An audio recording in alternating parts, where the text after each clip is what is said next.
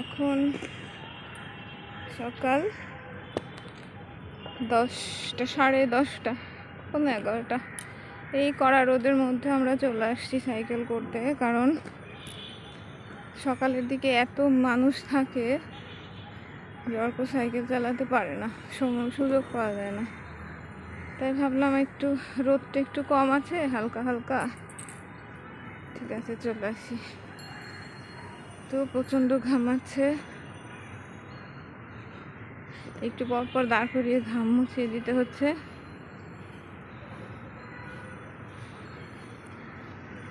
খুব কষ্ট হয় গরমের দিনে সাইকেল করার জন্য ফাঁকা জায়গায় পাওয়া যায় না সকালে, যার জন্য এরকম পরে অড টাইমে আসতে হয় এবং খুব কষ্ট হয়ে যায়।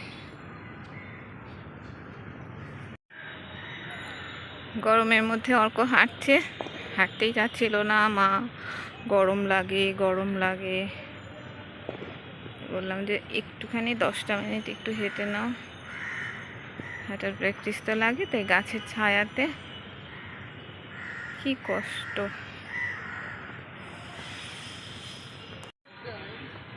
হ্যাঁ চলো, এখানে জল খাও। এখানে ক্রিকেট খেলা হচ্ছে, ক্রিকেট প্র্যাকটিস। আর খুব ভয় পাচ্ছে, শব্দে ঠুস ঠুস শব্দ হয়, আরও ভয় পায়। সেই ভয়ে জলই খেতে পারছে না।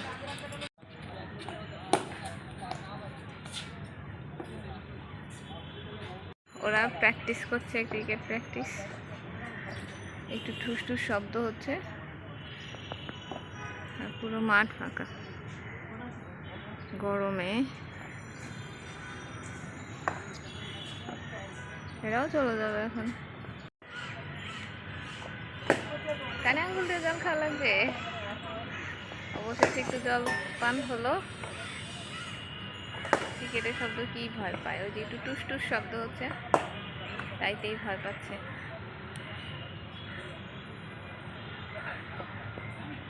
ক্রিকেট ব্যাট আর বল একসঙ্গে লাগলে যে হঠাৎ একটা জোরে শব্দ হয়, এটা অর্কর একটু খুব অসুবিধা হয়।